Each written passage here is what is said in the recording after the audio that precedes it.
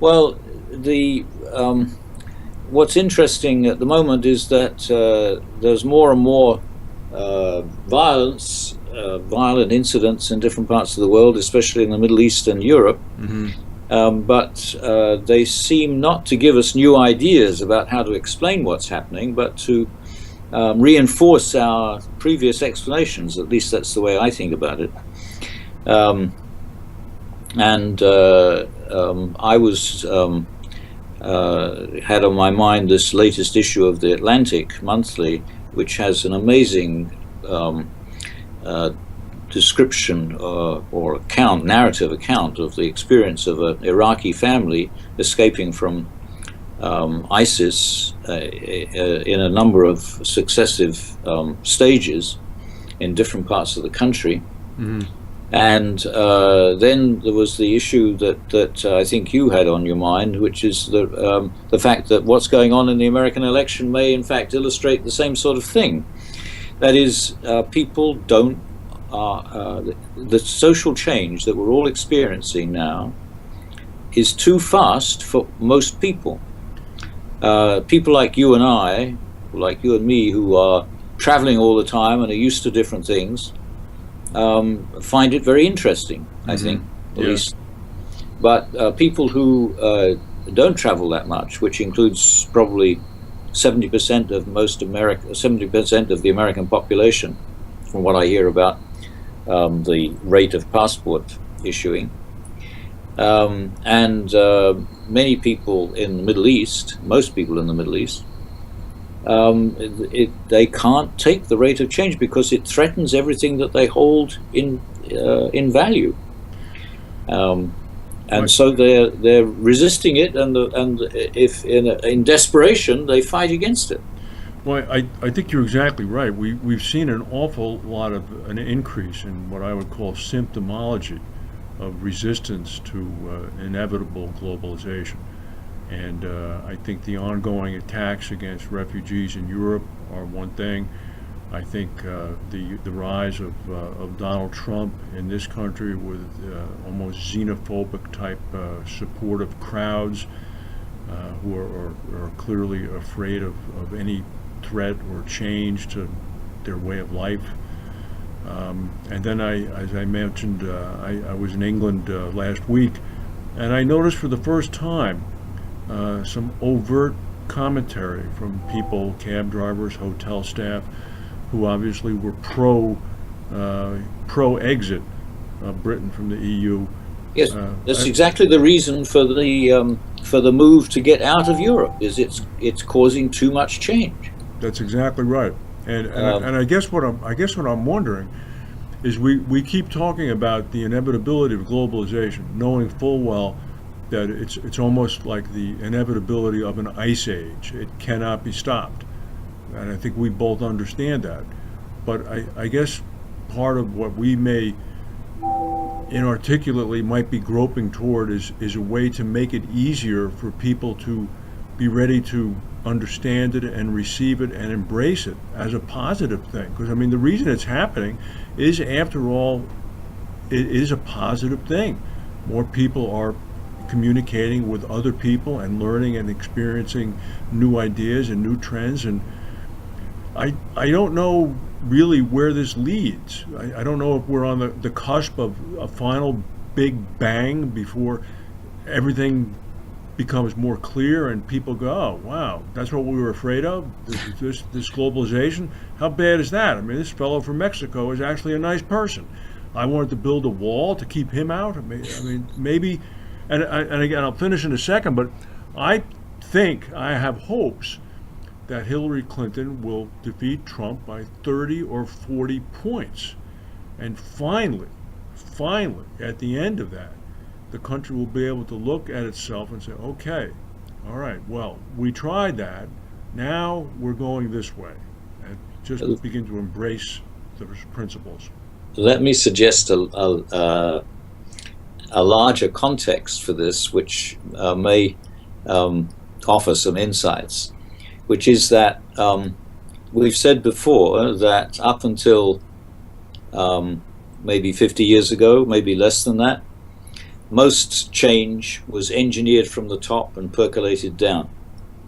And what's happened with globalization and with the growing abundance of information and the growing accessibility of all sorts of information is not that that everybody's become much more aware, in the sense that they know what other people have that they don't, but it hasn't in fact made them more educated, more knowledgeable, and gradually the people at the top are losing the ability to legislate change from the top down, and everybody at the bottom, which of course is the majority of the world's population, is playing a part in the formation of public opinion, and that's forcing change from the bottom up.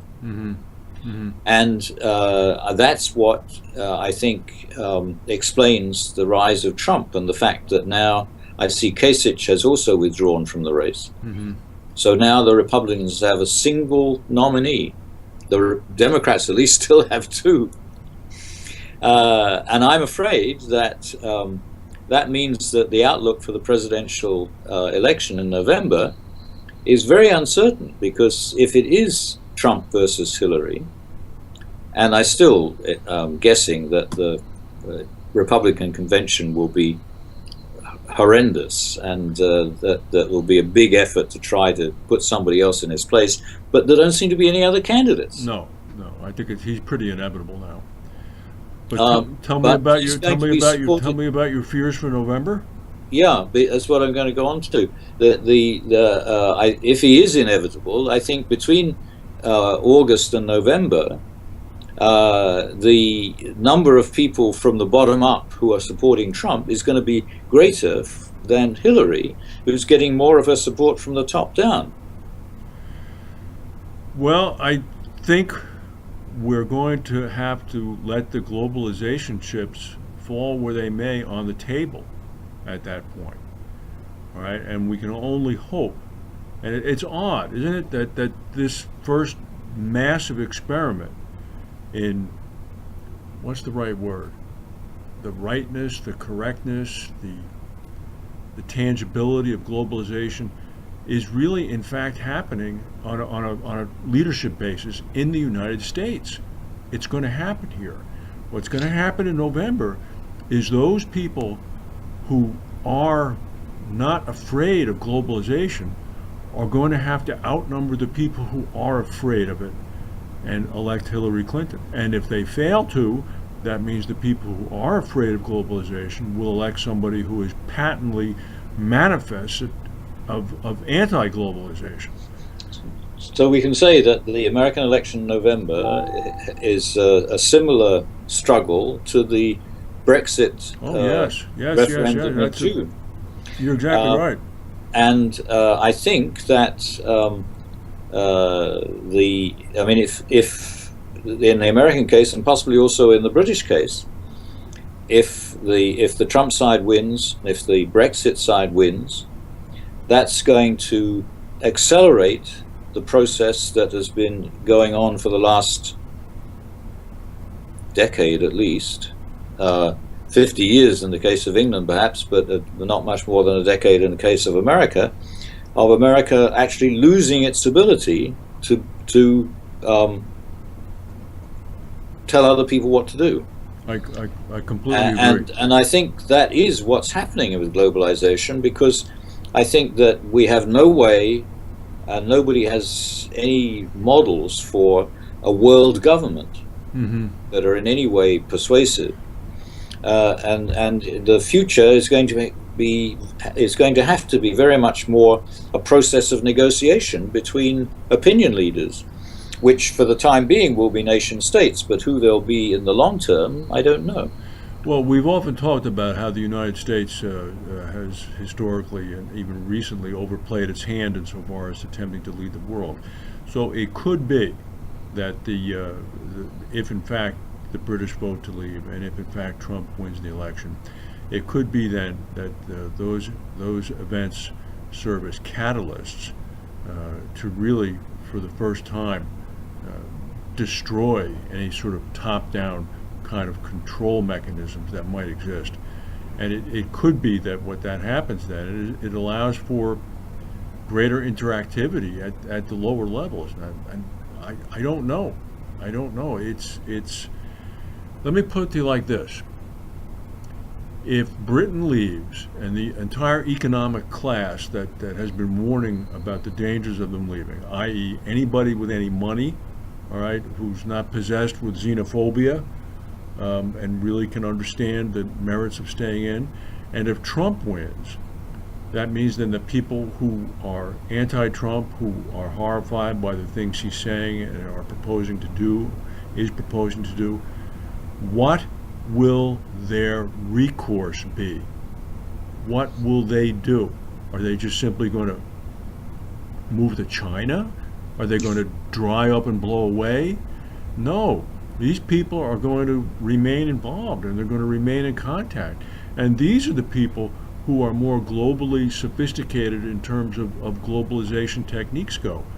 And it may be a funny bit of a juxtaposition of roles here, is that the people at the bottom will now be at the top in some ways, although not really, of course, because they never will be.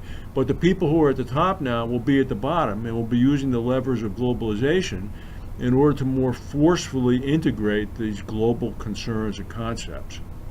I think that the people who have been at the top politically will shift over to being at the top in business, and it'll be part of a shift under globalization from the authority of the nation state to the power of corporations.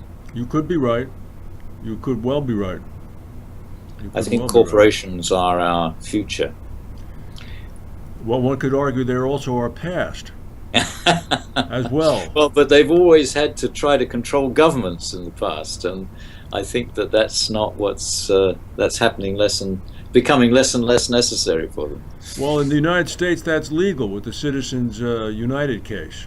Oh. Corporation dollars are viewed as free speech and can be used in any manner necessary to support their political candidates. Yeah, yeah. So, well, Professor, you're looking very good, I must tell you that. Oh, I'm waiting for summer. It's a little late this year. We had spring up to very early, and summer seems to be postponed. It will never come, but I hope it does. Well, thank you very much for your time. I look forward to talking to you next week. Good. Okay. See you then. Bye-bye. Bye. Oh, well, that's good. You know, I forgot. The weather is hellacious. How's your kitchen? There's your sound going out, and I didn't hear what you said. I asked how your kitchen was. Oh, it's terrific. That's fantastic. I should send you a photograph. Yes, please do. But we've got all Miele appliances, including a steam oven, a speed oven, and a convection microwave oven. My God. And well, you must come to dinner. Well, I'd just come for a visit to see the kitchen. That's unreal. And then we've got a oval fridge, which is quite sophisticated. But now what we're doing is we're preparing to get rid of the old kitchen, which is in the other room. When we get rid of the old kitchen, we'll be able to get the ground floor back to normal, and when we can start inviting people. When do you think this whole process will conclude? I don't know. I mean, we started this before the middle of January, and it's now May. Oh my! Wow! It's always a tough thing when your home is disrupted. Yeah. Well, our daughter's here at the moment, and she wants to come and buy the new equipment for the kitchen with me. Okay. She's into gourmet cooking as well. When is your next trip abroad? Maybe the week of the 12th of June. Uh-huh. So I'm going to Amsterdam in July, Krakow in August, and probably Iran in September. Oh, that's fantastic. That's fantastic.